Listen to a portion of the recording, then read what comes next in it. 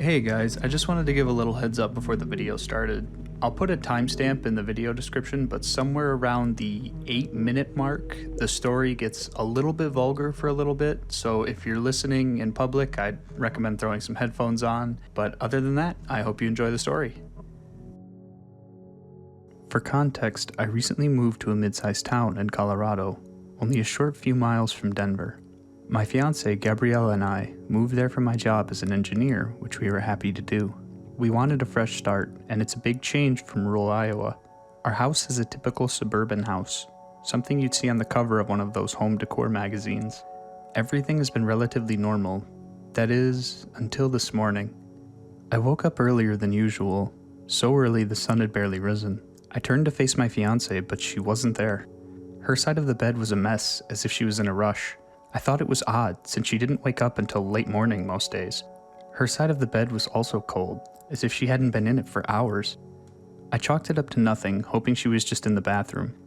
We tried a new restaurant the night before, and her stomach isn't really made of steel.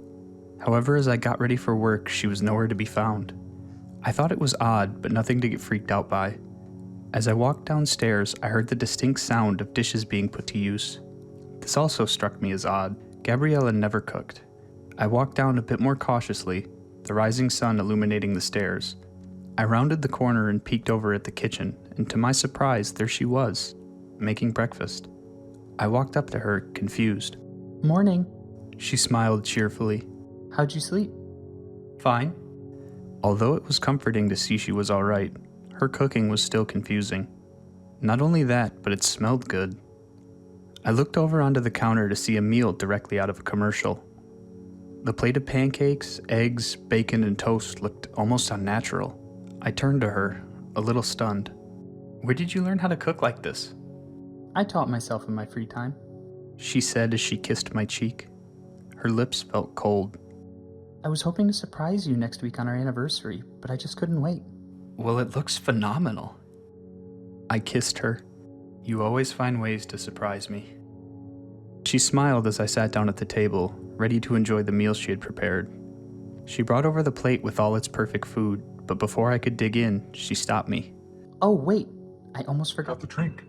She ran over to the counter and grabbed a mug, something that hadn't caught my eye before among the amazing food. She set it before me, smiling. Her eyes seemed wide in anticipation. I peered into the mug, taken aback by what I saw. Black sludge, appearing thick and mucus-like. I looked at it in disgust.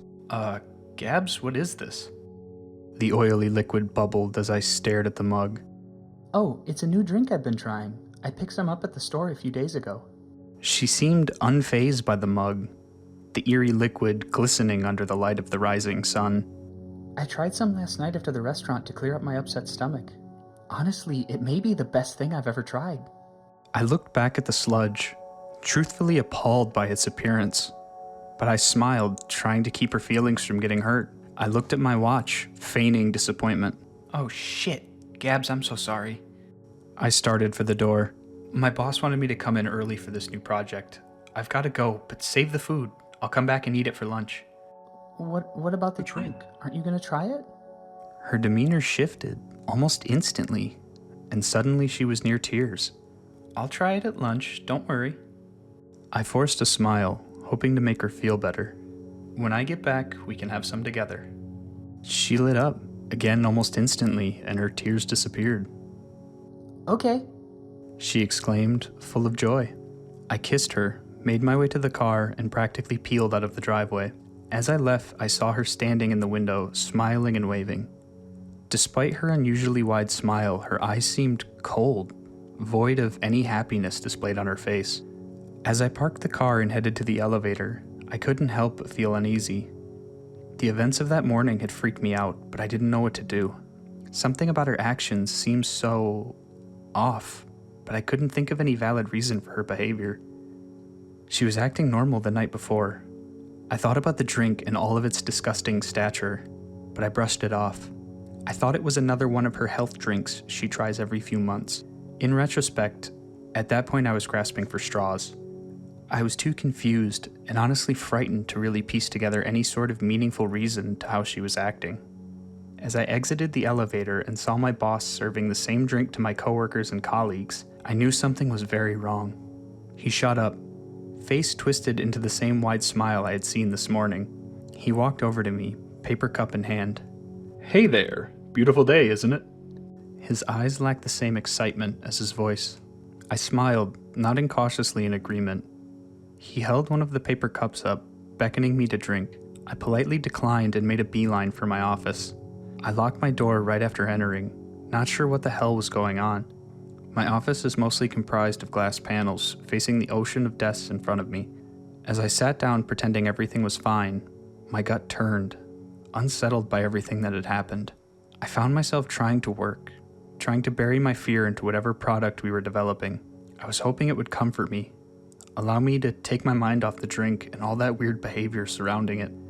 Just then, I heard a tapping on my wall. It was Greg, one of the new hires. His face was fixed with a wide smile. A few drops of black liquid stained his front teeth. He kept knocking, his smile unmoving. "Now's not a good time, Greg. I yelled, trying to keep my voice from shaking. I need to finish up these emails." He nodded, turned around, and walked away almost robotically. His movements were stiff, as if walking was an unnatural contortion for him. As he left, I scanned the desks, hoping to see something normal. I didn't. I watched as my coworkers drank the black sludge, sipping it as if it were their normal coffee. Their smiles were equally grotesque, each not matching their dead eyes. The few that had not yet drank the liquid were quickly coaxed by others, and the same smile overtook their face. Completely frightened, I decided it was time to leave. I quickly grabbed my things and just hurried out of the office, bolting to the elevator. Just as it was closing, my boss's hand grabbed the door, knuckles white. He stared at me, eyes unmoving, the same smile still stuck to his face. "Where do you think you're off to? Lunch doesn't start for another hour." His voice oozed cheerfulness. "At least try some of this before you go." I stared at the same paper cup he raised before, liquid still bubbling as if it were freshly poured. He held it out, eagerly waiting me to take it. I tried to again politely decline, but he wasn't having it. "Come on, try a sip at least. It's probably the best thing I've ever had." I noticed that while this was happening, my coworkers had gathered around outside the elevator, all smiling, echoing the same praise for the drink.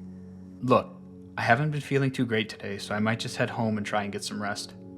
"Oh, it's fine. Just have some of this, it'll fix you right up." He and the others were becoming impatient, all trying to convince me to take a drink. I kept insisting that I shouldn't, or that I would try it later, but no dice. Eventually, they all started shouting, becoming angrier after each statement. "Come on, just drink the fucking thing, you pussy. Drink it, you'll feel better. Stop being such a bitch and drink." At this point, I was beyond scared. I shoved my boss back, subsequently pushing him and my other former coworkers back long enough for the doors to shut. I stared at the door, shocked by what had just happened. When I reached the parking lot, I sprinted towards my car as fast as I could. I needed to get out. As I pulled out of the lot, I looked up at my floor. All of my coworkers stood at the windows, watching as I hit the gas. They were no longer smiling. As of now, I don't know what to do. I'm sitting in my driveway, car on, sharing the story. My fiance is smiling at me through the window, drink in hand, begging me to come in. She keeps texting and calling, trying to get me to come try the jet black sludge. What should I do? I don't know how much longer I can keep this up. I can't help but think maybe the drink really is that good. Hey everyone, I'd just like to give a quick thank you for listening to my video if you made it this far, and I hope you enjoyed it. I'd like to give a shout out to Big D004, the writer of the story, for allowing me to do the narration. I really love the creepiness and the atmosphere the story sets up. The cult-like mentality the drink gives people and the amount that's left unknown, I think really helped boost the story up to the point where it could even be a series. If you want to read the story yourself, which I highly recommend, I left a link to the Reddit in the description below. Anyways, I hope you all enjoyed and thank you for listening.